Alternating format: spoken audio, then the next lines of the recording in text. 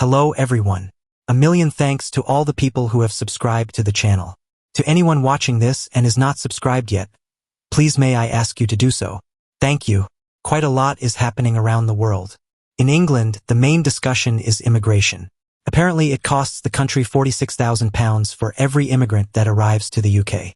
If this is true, then we demand the government to explain to all British people why this is so, and how they reached that figure. British citizens also demand to know why the state pension is £11,000 only. These people have worked all their lives and paid national insurance, and all taxes requested of them. This is a huge call, and I will reserve it for another day. That said, we are heading to New York for a masterclass entertainment freely orchestrated, produced and offered to the world by Sean Combs, also known as Diddy. Let us go. Diddy is the representative of Western civilization, which is all about power and control. It is up to you to break it down. People seek power for a variety of reasons. There is always the desire to control others, a desire for self-determination, or a desire for the need for security and autonomy. People who use power to control others tend to use coercive and antisocial strategies, while those who seek power for self-determination may be more cooperative and prosocial. Diddy used power for total abuse. Power can impact people's thoughts, feelings, and emotions. People in power are more likely to take initiative, make risky decisions, and hide their true emotions. They are more likely not to follow social norms or engage in social negotiations. The abuse of power is real. Diddy's controlling behavior was left unchecked for many years. His grip on the weak, from what's been revealed so far, is shocking. There was physical abuse, emotional abuse, verbal abuse, sexual abuse, financial abuse, digital abuse, and even stalking. Controlling behaviors can be a form of abuse, and it can occur in many different relationships, including intimate relationships, the workplace, families, and friendships. It is apparent Sean Combs' power lifestyle decreased his interest in the needs of others. He demoralized and used them to the bone. There are so many Diddys in the Western society, and we let them prosper. People who bought Diddy's music indirectly paid for these outrageous parties. You made him rich. The creation of a monster. Has Sean Combs become a scapegoat for the cowards? It is apparent lots of celebrities, including Pastor Jakes, enjoyed Sean Combs' infamous parties. Sounds like a class act straight from Jeffrey Epstein's book. People know Epstein was doing something grossly wrong in all accounts, but no one had the courage to say stop or report him. It now transpires that Sean Combs have been throwing these parties for over 20 years, and yet nobody dared challenge him. Western society and culture seems to align itself with the bad. Western culture can be a source of cultural fraud, which promotes the bad. People are ready to look the other way instead of doing something which is right for society. The United States of America is akin to biblical Babylon. They like to call it American Dream because you would have to be asleep to believe it. There are many reasons why bad behavior is more prevalent in the Western world. Law and religion have had less of an effect on how Americans behave publicly. Morals are thrown out of the equation. The way these criminals act is somehow unique to the West. At the same time, we all know Hollywood and celebs live filthy lifestyles. And rightly so, it is apparent some of them will follow Diddy into the gutter. Now we know behind glamour, there is a filthy lifestyle. We have all seen how the so-called influencers model bad behavior throughout history. The Western world is ready to make excuses when people with money and power make outrageous doing. One would have to push the boat so far before anyone says anything with regards bad behavior and character. How come Diddy was able to control all the victims for years and years without anyone filing a report? People are shocked about Sean Diddy Combs due to a series of serious allegations and legal troubles that have recently come to light. He was arrested in New York and faces colossal charges including sex trafficking, sexual abuse, and rape. The allegations involve claims that he and his associates coerced and abused women, with some incidents dating back to the 1990s. Additionally, shocking video footage surfaced showing Diddy attacking his then-girlfriend Cassie. This is a significant fall from grace for someone who has been a prominent figure in the music industry for decades. Lots more videos have surfaced with seedy parties involving other celebrities. Not only celebs, but a pastor and bishop was also involved in the seedy parties. That sums all I think about some of the pastors, priests, and vicars. Some of them are rotten to the core. They should do Christians a favor and resign from the church assemblies. Let's continue. Despite Diddy's professional success, his personal life has been marred by legal issues and controversies. This is a very tall climb. It's hard to see how he can shake this off. Allegedly, some of his children, the boys, have hurt other females. Can a tiger change its skin? Evil people produce evil generations. Please take a listen to Shahid Bolson. I found this to be a very penetrating analysis of the so-called Western civilization. Every time I listen to this man, my brain undergoes something equivalent to an atherectomy. I feel like I have heard some sort of mental cleansing or a plague removal from my perception. The precision and articulation of this dialogue is remarkable. Quite rich. There's a lot to talk about. For me, the most interesting thing is what is demonstrated on multiple levels about the Western psyche. I mean, whether it's Weinstein or Epstein or Diddy or, say, R. Kelly or Dominique Strauss-Kahn, who everyone forgets about, the predation and the degeneracy of the super rich is always met with disingenuous shock and disgust. While simultaneously, without fail, we're also always told that everyone knew what these people were doing for years. And in fact, I think that most people do understand that this is how the super rich behave, so the shock is not genuine. But if we're being honest, the disgust isn't genuine either, because in fact, being rich enough to behave this way is precisely why many people want to be rich. The predation and the degeneracy are not peculiarities of the wealthy. The thing that makes them different is that they have the resources that enable them to do it. But for a very large percentage of people in the West, the only thing that's preventing them from behaving the same way is their comparative poverty, not their comparative piety. The rich are not necessarily any worse than the rest of the people morally. Their wealth just removes the constraints that restrict other people from being just as bad. I mean, if you look at popular entertainment, the sort of lifestyles that are promoted in popular entertainment and were promoted in the film and music industries by the likes of Weinstein and Diddy and R. Kelly and everyone else, that's the degenerate, debauched, hedonistic, anti-human, immoral lifestyle that they themselves were living and to which the consumers of that entertainment aspire. It's completely consistent with the mentality of colonizers and slave masters. The fantasy lifestyle for Westerners is brutal. It is to dominate, to humiliate, to exploit, abuse, subjugate, degrade, objectify, dehumanize, tyrannize, and enslave. That's the Western fantasy. It always was, and it is now, and they act upon it any chance they get. I mean, they'll prosecute these types of people, these select cases, only to absolve themselves. You know, they need to burn someone at the stake just to convince themselves that they're better than them, that they're more righteous and more moral than them, but they're not. Most of them are not.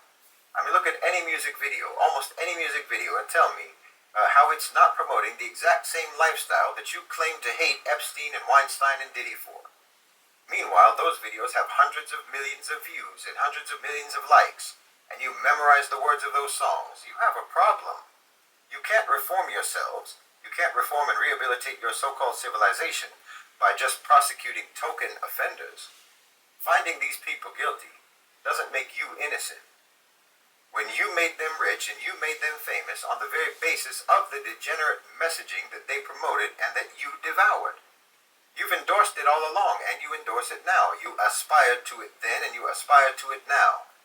I mean, you literally have someone like Andrew Tate, who directly built his wealth through and for this very lifestyle, and by selling it to others how they could do the same thing and have that same lifestyle. Because this is the Western male fantasy. I mean, think about it. Everybody in this case, in the Sean Combs case, everybody wants to know about the celebrities who were at those parties. No one wants to know about the nameless, faceless executives, the obscure, pasty old men for whom those parties were undoubtedly actually arranged in the first place. The celebrities were just the draw. They were the party favors provided for those anonymous owners and controllers of global financialized capital. But you want to know about the celebrities, because even in your proclaimed disgust, you're still fantasizing. So I find the selective disgust to be performative.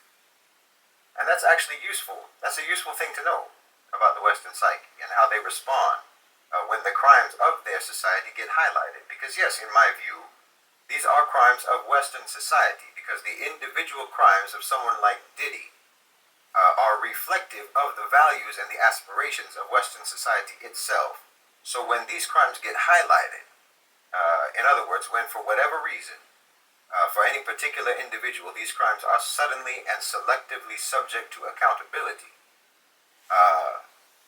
there's a choir of hypocritical condemnation and outrage. Now that matters to me, for instance, in the context of the Article 6 campaign to expel the United States from the United Nations, because just like Diddy or Weinstein or whoever, just like those criminals, and just like how everyone has known about their degeneracy for years, so too everyone knows about America's crimes. And just like with Diddy or with Weinstein, everyone is complicitly silent until the moment of accountability comes. Then they all rush to a microphone to distance themselves and disown the criminal with self-absolving condemnation.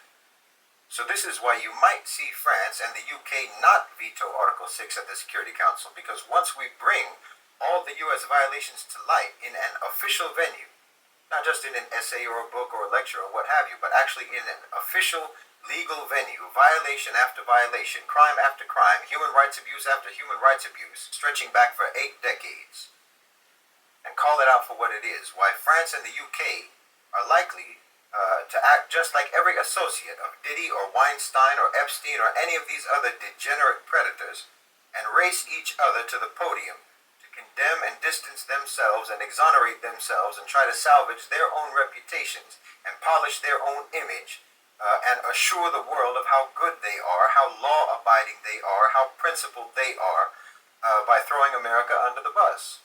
I mean, do you think that any of the European colonial powers were actually happy to watch the U.S. take over their empires? No. France and the UK are both seething with bitterness and resentment and envy. While they'll be just as happy to watch America fall as all those associates and co-conspirators of Diddy are happy to watch that belligerent criminal go to jail, if they have been clever enough to protect themselves from being prosecuted themselves for their association with him. I think France and the UK are just the same. They're in the same position as those associates of Diddy. They won't veto Article 6 because it would too blatantly expose them as being part of the same criminal syndicate as America. It's like cutting a deal for immunity with prosecutors. This is why it's useful to understand the psyche, because frankly it helps with analysis and strategizing, to understand the Western psyche, to know who you're dealing with and how they behave. I mean, there are actually so many facets to this story in terms of social critique. Like the fact that, okay, someone like Diddy, and actually most of the artists who were associated with him, were actually mediocre talents at best. One or two exceptions. But you can literally see people uploading independently on social media today who are immeasurably more talented than these people are, than the people who the industry designates as being top-tier artists.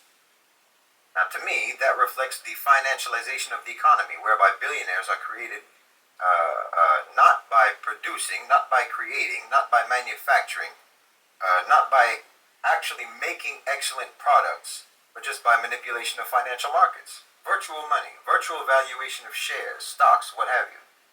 Like I've said before, Elon Musk did not become as rich as he is now by selling Teslas. He got rich through financialization and share buybacks of Tesla to artificially inflate the share price, resulting in his net worth ballooning for no reason whatsoever connected to production or to sales. So in the financialized economy, profit and wealth are disconnected from actually creating or manufacturing products of value. It is unearned money. So it's the same with artists. It's the same. A singer or a rapper or what have you, it's like a Tesla. They're just a financial instrument. Their profile is the source of their profit. Their celebrity is the source of their profit. And it doesn't matter at all whether they have any talent or not. Just like it doesn't matter that there are so many electric cars on the market that are objectively superior to Tesla. Nor does it matter even that electric cars anyway are already absurdities to begin with. No one cares. You only have a company so that you can have shares in that company. Making things is tertiary to the purpose of a company, just like talent and producing quality songs or performances or what have you is tertiary to the purposes of an artist or a performer. Entertainment and art have been financialized. So in other words, the people who are making the most money and who are running those sectors don't care even slightly about quality or producing anything of real artistic value. This is why you have so many celebrities that everyone wonders why on earth they are celebrities when they observably have no talent whatsoever. I mean, the most obvious example, of course, is the Kardashians. We don't even pretend to have a talent. But I mean, you can find countless others among those people who the entertainment industry tells us are the most talented people in their field, but who are painfully mediocre in reality. Well, okay, this is, in and of itself, corruption. These are people who have built wealth without building value. So it's both corruption and immaturity. It's deceitful and parasitic, and it divorces reward from merit, from work, from discipline, from worth. It's getting without deserving. So you don't go through the development process as a person or as a society that you have to go through to actually deserve reward. That's the maturation process that can actually make you appreciate the reward once you have earned it. It's the maturation process that gives you integrity. Because unearned reward is just the other side of the coin of unaccountability. You know, if you can have unearned reward, then you will also feel that you should not have earned punishment. These are the two sides of the same attitude. Because you gained your wealth and your fame and so on outside the traditional framework of merit, hard work, and talent, so you will also feel that you exist outside the framework of accountability in terms of your wrongdoing. You're someone for whom the rules do not apply, because if the rules applied, well, then you wouldn't even be rich and famous. Because you don't deserve that, and you haven't earned that by producing value. So you think that the rules don't apply either to your merit or to your demerit. This is very, very Western. So now you have people controlling incredibly influential cultural sectors who don't care in the least about producing quality. These people give you the soundtrack, the reference points, the lexicon, the standards, the style, the attitude, the perspective, the personality, the ambiance that pervades your whole society and culture. These degenerate, deranged, deceitful, diabolical people are like the cinematographers who set the framing of your view of the world. They're the filter of popular culture that's placed over the lens through which you see reality, and it's a very dark and very warped lens. But again, this is your so-called civilization. You know, you have this thing now, going around now, I've seen it online, that people openly talk about, what they call yachting, which is nothing but celebrities and models and actors, singers, what have you, literally being paid to fornicate with wealthy men on yachts, basically floating Diddy parties. And no one's offended, no one is outraged. Somehow for you, this is not disgusting. Because the lottery mentality of the West, you all hope to one day be one of those rich men on one of those yachts. Because you just take it as a given that this is the sort of thing that the rich get up to. And the only reason you don't get up to the same kind of debauchery and the same kind of predation as the rich is just because your finances prevent you. Not your morality, your finances. I mean, do you see how this looks to a Muslim? I mean, we see your social media platforms, Instagram, X, what have you, Facebook. These are largely being used just as delivery platforms, directing people to OnlyFans accounts or bookings for prostitutes. Your whole popular culture hypersexualizes women, glorifies violence, condones prostitution, promiscuity, drug use, drinking, pimping, gangsterism, and crime. And then you clutch your pearls in shock and disgust when one of you gets caught doing in real life what you always promoted in your songs and videos and movies. When you get caught acting in real life the same way that you acted on screen. When you get caught living the lifestyle that all of you tell each other is living the dream. It looks to a Muslim like the only thing that you're actually offended about or outraged about is the getting caught part. But then, like I said, you just use those opportunities as a chance to pretend to be disgusted by the behavior of people whom you made rich because they promoted that same behavior in their songs and movies and videos. I mean, why weren't you disgusted by it when it was put to a beat? Why, if Diddy had released tapes of his parties in the form of music videos, his net worth would have tripled, and he probably would have gotten a VMA award. Because the fact is, You approve of all this. You aspire to it.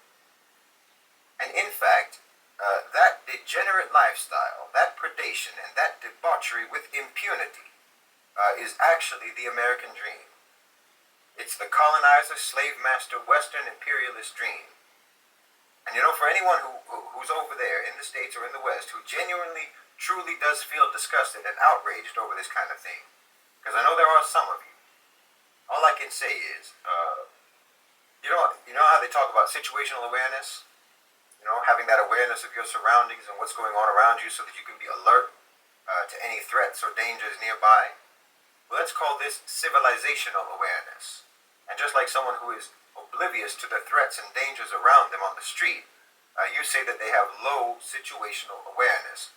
Well, you have low civilizational awareness.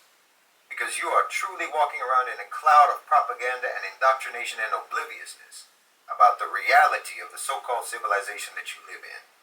You think that you're walking around in a park in the middle of a sunny afternoon surrounded by flowers and fuzzy animals, but you're actually in a dead-end alley at 3 in the morning in the pitch dark, and you're surrounded by psychopaths and serial killers. No, people like Epstein and Weinstein and Sean Combs are not anomalies. You're the anomaly. And in that predatory society, that makes you nothing but prey.